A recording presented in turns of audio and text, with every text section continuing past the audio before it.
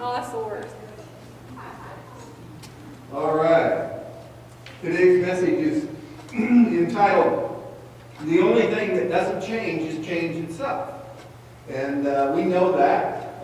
There's a cliche out there about, that the only two things are, for sure, are death and taxes, You need to add one to that, death, taxes, and change. Change is unavoidable, and when we think of change, we automatically, as humans, want to resist it. I don't know what that is, but sometimes it's necessary. And of course, change is not a four-letter word, okay? Because it's going to happen. In your life, you are going to experience change, like it or not. And some changes we may know it's necessary and not like it. Other changes we may know it's necessary and embrace it. But the fact is, change comes from God in the form of a promise.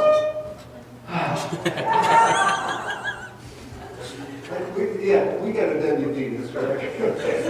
All right. In Genesis chapter number 8, look what the Lord says here. "While the earth remaineth, seed time and harvest, cold and heat, summer and winter, day and night shall not cease." In other words, seasons are going to come and seasons are going to go. It is all part of, I got to get rid of this thing or I'll be squeaking all over. So it's all part of God's design, is that things need to change. And honestly, this consistently things changing is part of God's design. And even though we may resist it, change happens. And when change happens, we can complain, we can grumble, we can get mad, we can blame other people, and we can even try to stop change. But things on earth are never going to stay the same. They are going to change. And every moment of our lives, there's some change going on, and seemingly some are good and some are bad. And that's kind of our thinking is, okay, this is a good change, this is a bad change. Look at in Ecclesiastes chapter number 3. This is Ecclesiastes chapter number 3, and it's such a good illustration on how things don't stay the same. Things change all the time, and then we kind of put them in categories. This is a good change, or that's a bad change. And so every time there is to everything there is a season and a time to every purpose under heaven. So again, there's going to be a season of this, and then there's going to be a change in the season of that. So there's a time to be born. That's a good thing. Okay, in fact, say that's a good thing. Everybody. Okay. There's a time to die. That's a bad thing. Okay. There's a time to plant. That's a good thing. There's a time to pluck up. Good thing. Good. Okay. Pluck up that which is planted. There's a time to kill. That's a bad thing. Did you say that was a good thing? All right. There's a time to kill. That's a bad thing. There's a time to heal. That's a good thing. A time to break down. That's a bad thing. There's a time to build up. That's a good thing. A time to weep. And there's a time to laugh. That's a good thing. A time to mourn. Bad thing. A time to dance. Yeah. A bad thing if you're an independent fundamental Baptist. But anyway. The time to dance. That's a good thing. Okay? A time to cast away stones. I don't know, good or bad, depends on, but a time to gather stones together. Let's call that a good thing. Okay? A time to embrace. Good thing. A time to refrain from embracing. That's a bad thing. All right. A time to get. Good thing. That's a good thing. A time to lose. That's a bad thing. And let's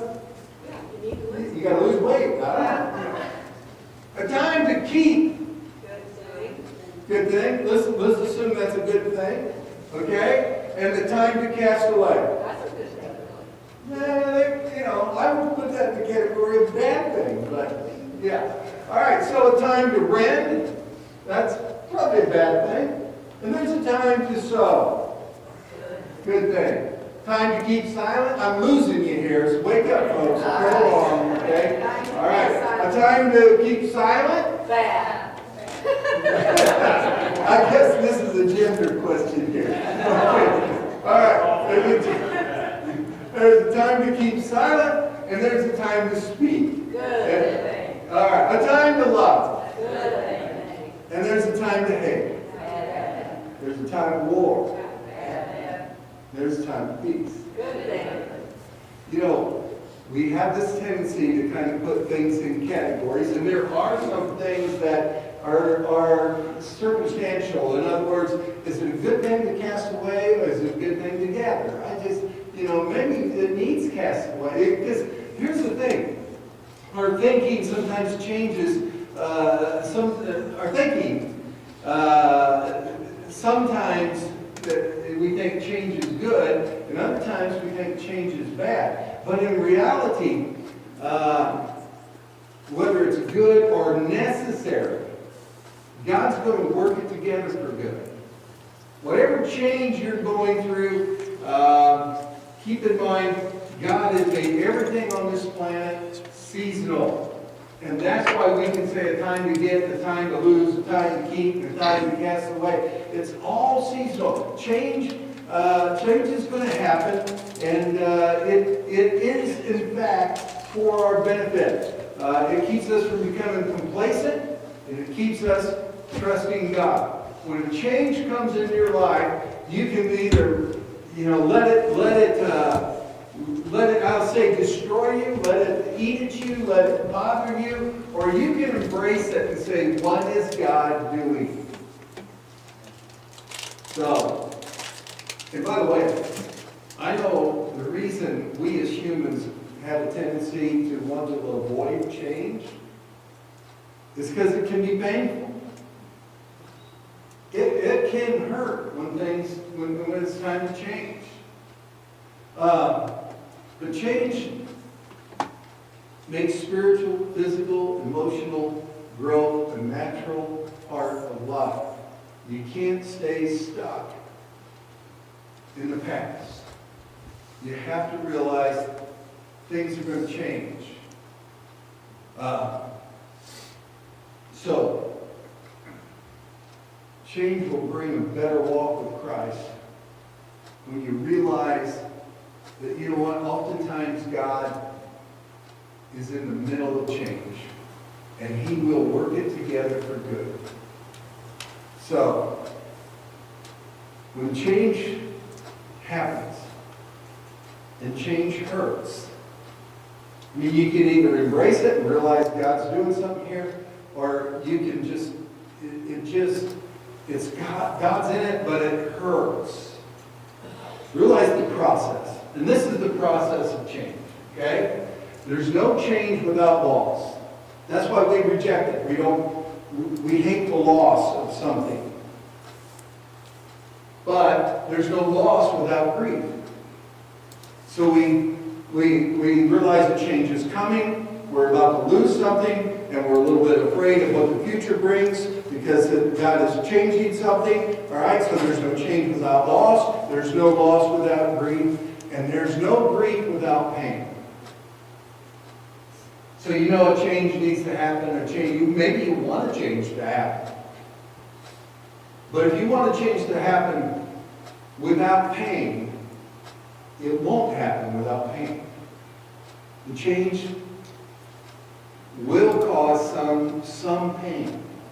There's no change without loss, there's no loss without grief, and there's no grief without pain. It would be like a woman saying, our family needs to change. We need to have a baby. I'm going to have a baby, but I don't want any pain associated with having a baby.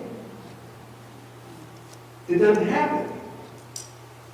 So you're looking for the next change in life. You're looking for the next thing that God's doing. But the fact is there's going to be a sense of loss, a sense of grief, and a sense of pain. Now, when this happens, remember, God's in it. And that's where you go with the pain. Because, Lord, I know this change needs to happen. But I don't want to go through the pain. He'll get you through it. So,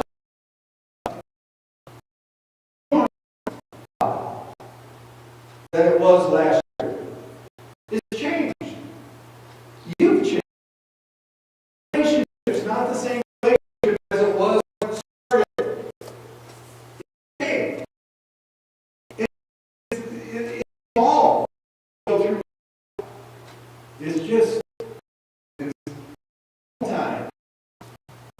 It's time to change. That first Ecclesiastes, the first screen of Ecclesiastes there, Sam. To everything there's a season and a time.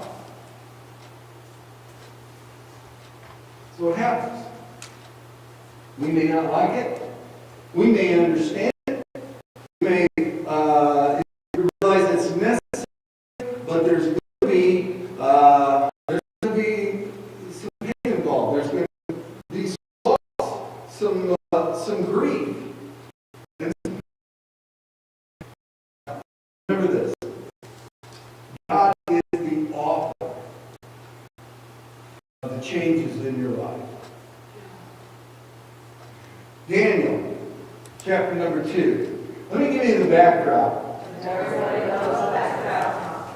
Here's the backdrop. Daniel has he's a young man. He's a teenager. At this point, he may be in 20 when we find ourselves in chapter.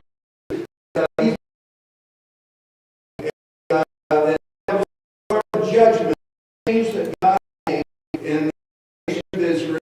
They found themselves, kind of turning their back on God and horse playing with idols. All right, if you guys keep this, he's